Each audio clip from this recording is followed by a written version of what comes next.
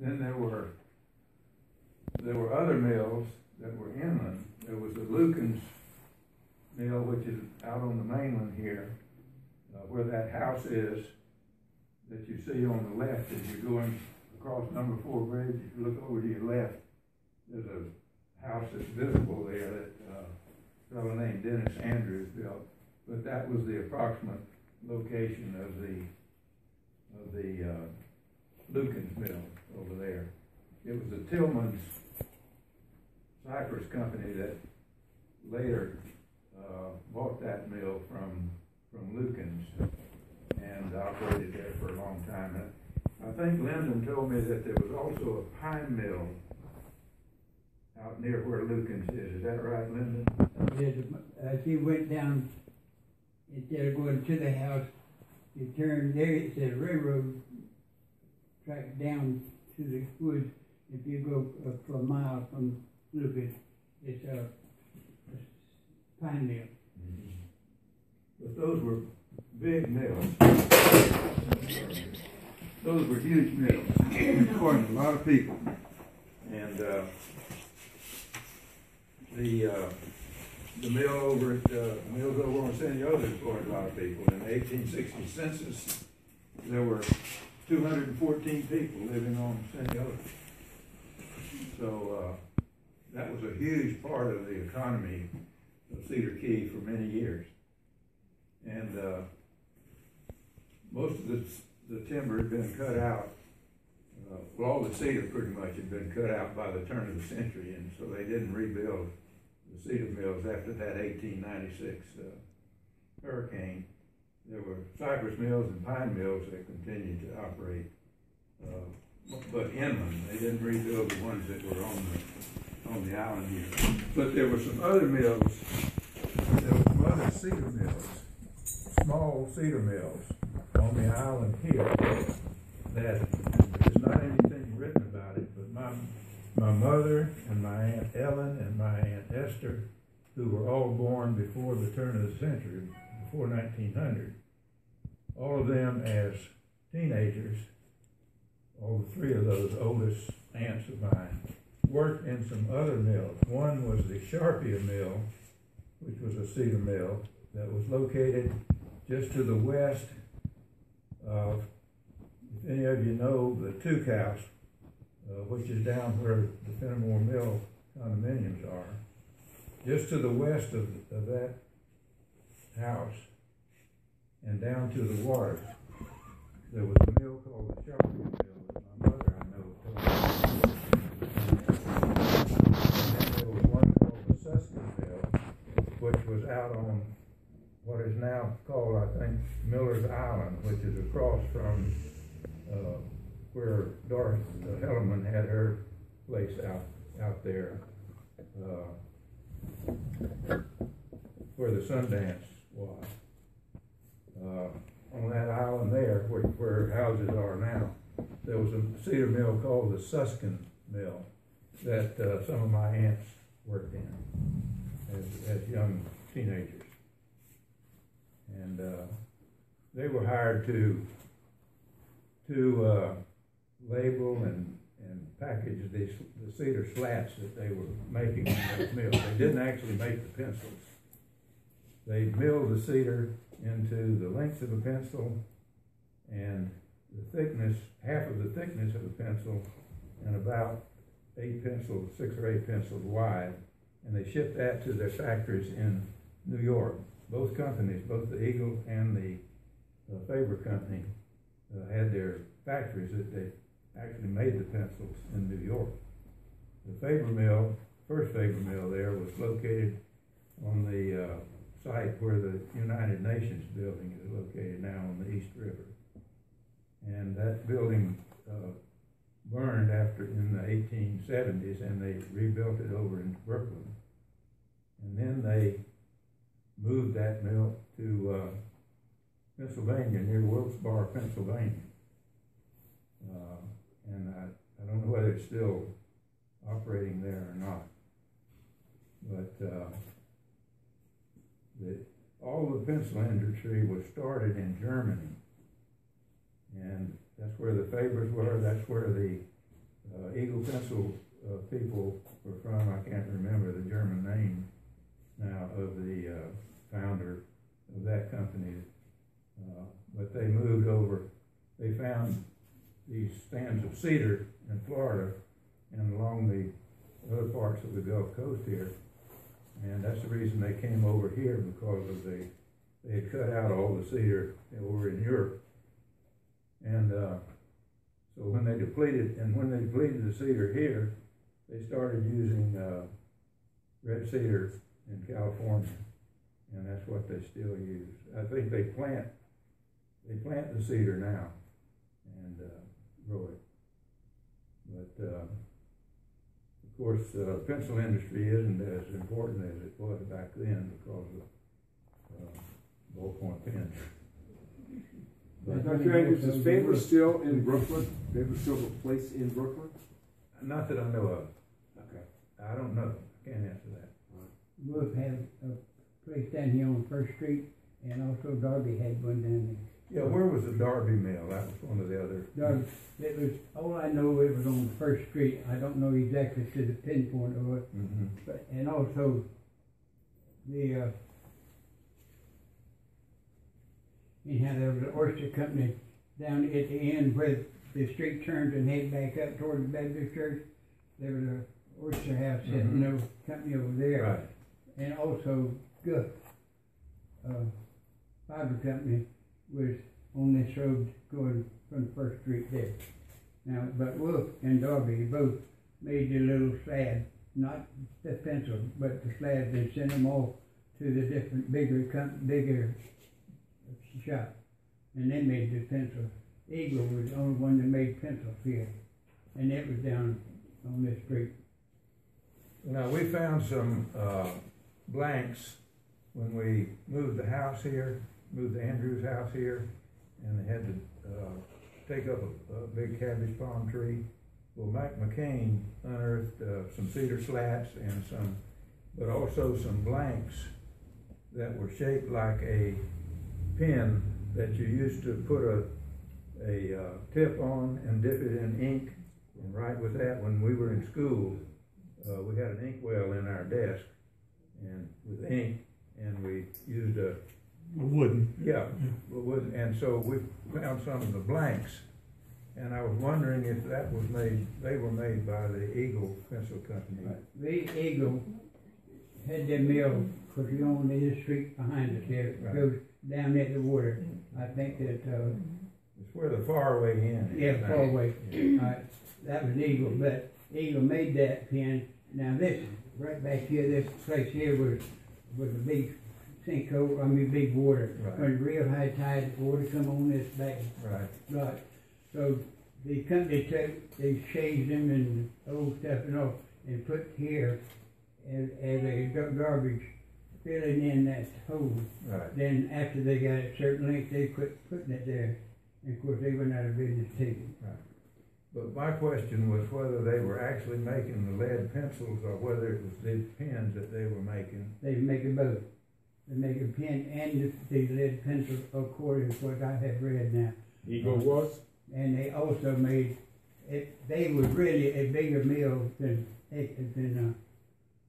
Senor, but and they used more children in this mill than they did over there. Mm-hmm.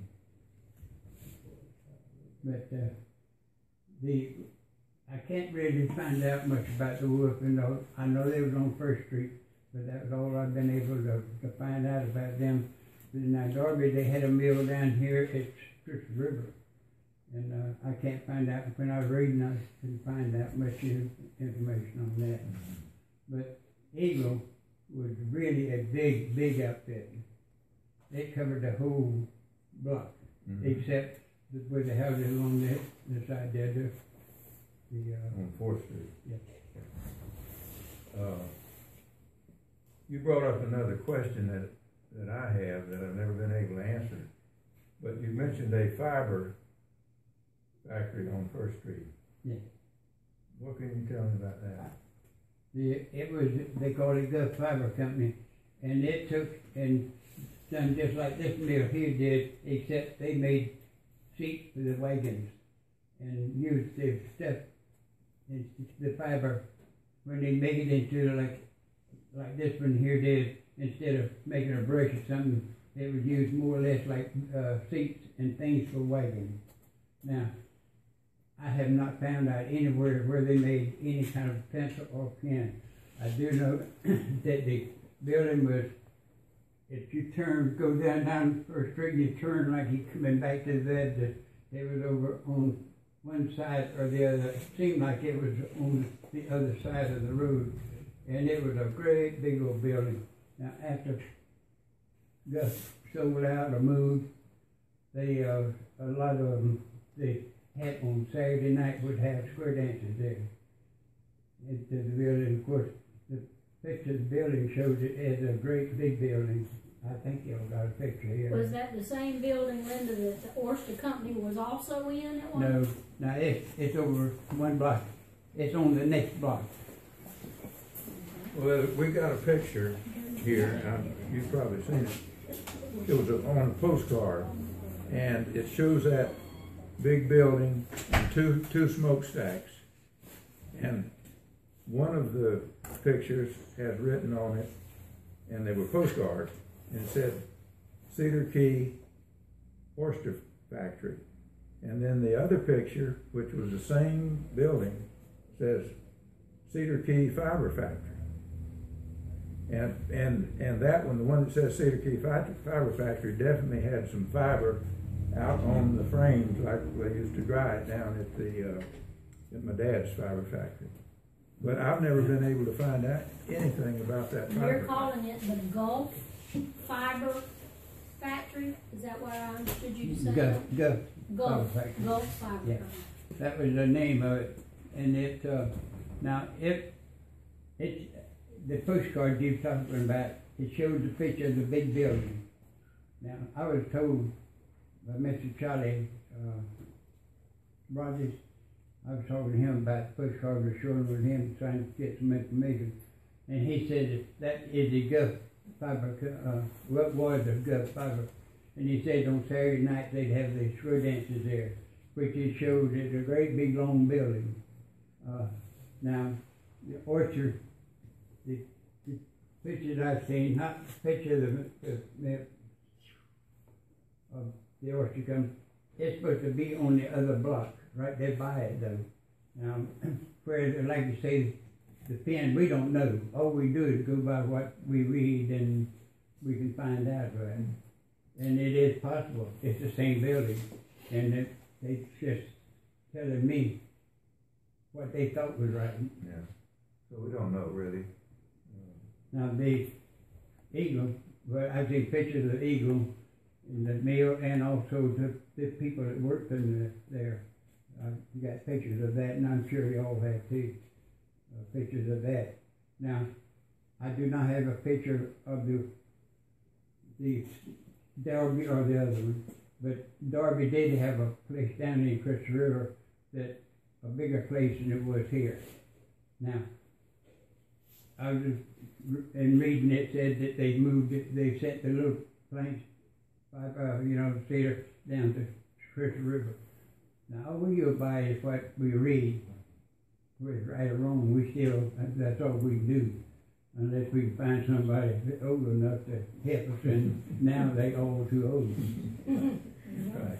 I'm getting that way too soon. So, anyway, getting back to the overall picture, there were none of these mills were rebuilt on the island here or over on Cineota after the 1896 hurricane. They didn't rebuild it, so there've been no more mills since then, except for the fiber factory mill that was built, which wasn't producing lumber or pencils or anything. They were using the cabbage palm to extract the fiber, and it was used to make brushes. that's there what was, I found out too. In reading that, all I've been able to find out after the plant over the mill over there in Faber, they repaired it enough to work for 2 more years, and then it went completely then. But they did work 2 more years. But that was because they were trying to use up all the cedar they had on the ground. But there were mills, other mills that continued to operate inland from here along the course of the railroad. Of course, the one at Lucan's, which continued to operate for quite a few years after that. And then there were mills, one at Sumner. I remember there was a huge sawdust pile out at Sumner. My uncle, Ed Dorset, had a dairy out there. And I used to go out there and hunt squirrels and so forth out there. And there was a big sawdust pile right down next to the railroad bed. That when I was even a younger kid, that we'd go and play on that sawdust pile, get up on top of it and slide down. It was a big sawdust pile there. So I don't know the name of that mill that was there. Do you know the name of that? Yeah. Well, when they had this mill at Lucas, when they sold out and they were closing it, going to close it down, Mr. Mack worked there, and he said that they went down to Sumner and Cumber bought and was going to put a mill up at Sumner. And so he helped clear the land out, helped build a mill, and worked there until it burned. But that was Cumber Lumber Company. That was a big mill. That was a cypress mill. I believe you got a picture. Yeah, there's a picture of it That's a big. right here. There's a picture of the Cumber Mill at Sumner right there. That was located on the west side of Highway 24. The sawdust pile I was talking about was located on the east side, right next to the railroad track there. It could have been a But small that was company there. Yeah, that was a small Yeah. mill, I'm sure, but this was a huge mill there. But now this mill here, if you notice, from this picture, I can't see it or anything, but they had the men standing out, lined up there. Is it on this here? Yeah. Yeah, The they've got men all lined Yeah. up. And that picture I've got is showing all the men. But now, as you go into the cemetery, you come to a house that's on stilts. The way I understood it, the mill just took in all that and went across the road over the part of a cow pasture over there. But it was a monster mill. Yeah, it was. And it burnt. When it burnt, then they moved it down to close to Dade City. Right. Now, Mr. Mack, he was worked at Lucas until he found out they were going to move. And so he got a job going down and working on that and building that mill. Well, it was a monster mill.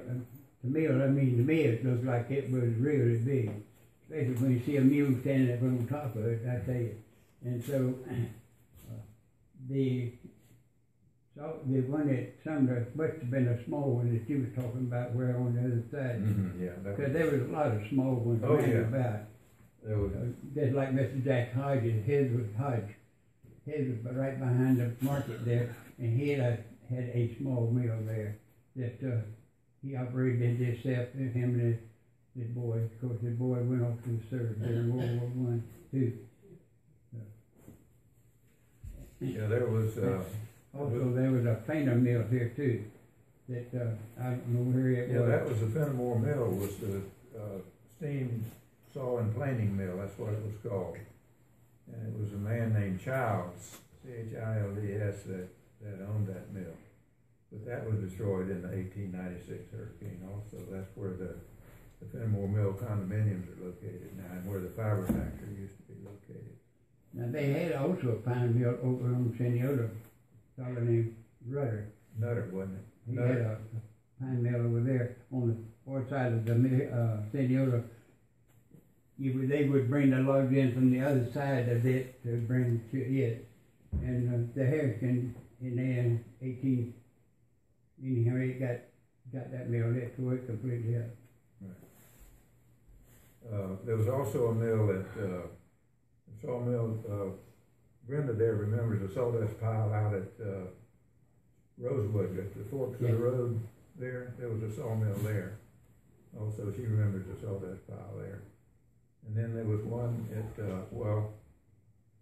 when I was growing up, there was a turpentine still. Well, there was turpentine still in Sumner also, And then there was one at Wiley, Mr. T.C. Purdue ran that one at Wiley. And, there was a little town there for the workers to work in the turpentine mill. And then, of course, there was one up at Elsie and Otter Creek, and, so there were mills, that was a huge, industry in Levy County, not just in Cedar Key, but all up. Were they all dealing with cedar Huh? or other woods?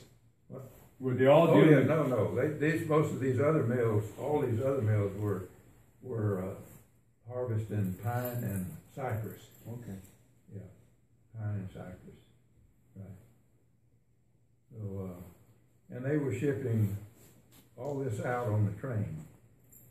And, before the railroad was built here, and before the Faber Pencil Company built their mill over at Senneota, they were shipping the logs, the cedar logs, to Germany, to the Faber factory in Germany. And the reason they built their factory over here was because of transportation costs. And they started this mill here so they could mill the cedar here and then ship it to their factory in New York and make it there and so forth. And the Joseph Dixon Crucible Company also made pencils. And they undoubtedly got some cedar from this area. They didn't have a cedar slat mill here like Faber and the Eagle did.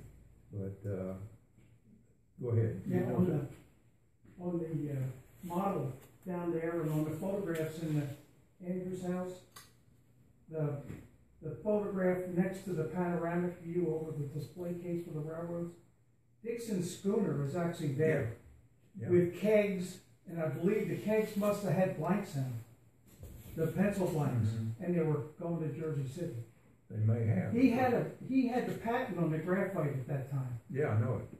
Right. Yeah, Right. That was the Joseph Dixon Crucible Company. right, And like- Jersey City.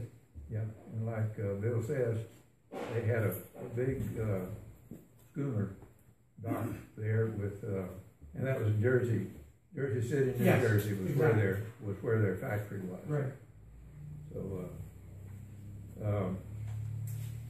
and they were shipping. Oh, couple other things that are interesting. One is that the Brooklyn Bridge is said to have been built with lumber from Cedar Key. Yeah, and somebody bought it too. And there was a gentleman that came through the museum here a few years ago, probably 10 years ago, that brought in a shingle, a cypress shingle, roof, for a roof, that had stamped on it, '1 Cypress, Sumner, Florida.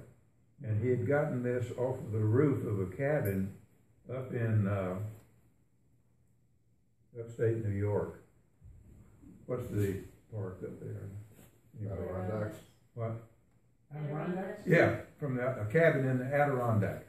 That he had put a new roof on his cabin, and it was a cypress shingle roof, and he brought in one of the shingles that had stamped on it, '1 Cypress, Sumner, Florida. So, Now also at Vista had the shingle mill that made little shingles. And they have had some shingles sent back to them from way up north. That just like the man done that, except the man, they just sent it down thinking that they was, the yardage was his, somebody pick it up, somebody found them. But I have read where they had them and all, but I can't find out who got them. So I don't know whoever that sent the package, but it'd been nice to find one of the shingles. I think it would have been nice anyhow. yeah, Would have been for me, yeah. but I'm not about it anyhow. Another interesting thing about the steam engines that were used to power all these were steam operated mills, including the fiber factory mill. And, I read something, I can't remember just, where I read this, but what I read was that the steam engine from the Faber mill over on that Senate was taken to Macon, Georgia, and was reworked, and then it was used by Mr. Yurdy up on the Swanee River. I'm not sure what he had up there, whether it was a sawmill or just what I guess it was some kind of a sawmill. But I don't know whether that's true or not. He made slats for the roofing and all, which would be the same thing as what Mr. Yuri had up there. That, and also he tried to make some tires, but that didn't work. I remember that. He tried to make some tires out of saw palmetto roots. You know how the saw palmetto, the scrub palmetto has roots that are round like this, and some of them are exposed above the ground. And he made some tires. So palms have been used for a number of different things. A lot of the docks around Cedar Key were built out of cabbage palm logs. Well, all the Fernandina anywhere. Yeah, all the docks down in the fiber factory were cabbage palm logs, and they made great docks because the marine worms don't attack those like they do regular logs. Marine worms will destroy a non-treated log in just several years, but they won't attack the cabbage palm logs. If you cap it, it'll last forever. If you don't Yeah. cap it, it'll go right now. They put a cap on top of the log so it wouldn't get wet, because if it rained and got wet down there, the center of it would rot out. But if you put a metal cap on it, it would last indefinitely. And Dr. Hodges, that's down there on this Yankeetown area, that was one thing he did, was shipping to New York with the cabbage logs. Well, he shipped them down to Key West to build the docks in Key West. Mr. Hodges, that was Randolph Hodges' grandfather. He had a place down next to the Withlacoochee River, and he had owned a lot of land and so forth, and he cut and shipped cabbage palm logs down to Key West to build a lot of the docks down there. So the cabbage palm is quite an interesting tree because it had several uses. It had that, the fiber, of course, and the heart of the palm that you eat, we call swamp cabbage, and served as hard palm salad. And there's the berries of the saw palmetto are sold as a drug that's supposed to be good for prostate trouble. and of course the cabbage berries, a lot of the wildlife subsist on cabbage berries, birds and raccoons and That's those blackberries that you see. They're black, yeah, right? yeah, they're black. Birds love them. Yeah. It was also used as a building material for homes, because if you go to Yankeetown, which is just down the coast from us, near where Mr. Hodges owned that property, there is still a home there in Yankeetown. It's a small home, but the outer walls are built with cabbage logs. We always call it the cabbage house, and it's still standing. So apparently it's a very durable material. And then if you go to Christmas, Florida, which is another historic village where they have brought many historic buildings from around that part of Florida in one park, there is a very large cracker-style home that was in that area, and the poles that supported the porch all the way around are cabbage logs. So apparently it was a very good, durable building material. So they take out the outside. They, yeah, boot it, what we call booting it, taking off all that, and so that you're left with just that big fiber log. And of course, back then, when they were cutting those trees, you know, you'll see many very, very tall versions of that all down along the coast of Florida. And you can imagine how many there were during those days, and it was a cheap building material. And of course, as all of you know, they're used for landscaping around buildings all over Yeah. Florida now, and along the highways and so forth, you know. Cabbage palms, yeah, cabbage palms. Let's see, there was something else I was escaping now that they used for also. Well, some of the old forts were built out of cabbage palms, and they weren't easy to destroy. Cannonballs would hit those cabbage logs and it would absorb them rather than break. Well, we had one where we just wanted them. I know we tried for ages to get rid of it. I don't know what he did with it. I think he put gasoline on it or something. He didn't catch it on fire, but he killed the roots, I What the guess. cabbage palm. It's almost impossible to destroy one. Yeah, the one just cost me about $250. It busted my water line coming to the house. And they don't uproot in hurricanes, or they don't break in hurricanes. No. I've never seen a cabbage palm go down in a hurricane. It doesn't uproot and it doesn't break. It's flexible. So, Fiberglass fishing pole. yeah. Another interesting thing about Cedar Key is the huge live oak trees that we have here that have survived all of the hurricanes for hundreds of years. And I think the reason is that now in the inland from here, they frequently uproot. But I think the sand that we have on the islands here, the roots have to go down deep in order to get water.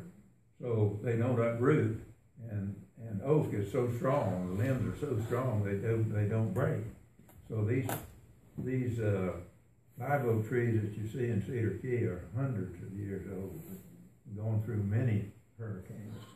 I have a question. In Eliza Hearn's diary, after the Civil War, she refers to Cedar Key as Slab Town. Slab Town said that, or I read that slab would be like old wood that people use for houses that was inferior. Does that make sense? Why it was Slab Town? Well, it does make sense. I don't know for sure, but all this lumber that all these sawmills, there would be slabs. The outer part of the log was not very good for anything, and so maybe it was used to build inferior structures. So that might be what it was referring to. I know the fiber factory used slabs from the Patterson-McGinnis lumber company in Gulf Hammock, and they used those slabs to build the crates, boxes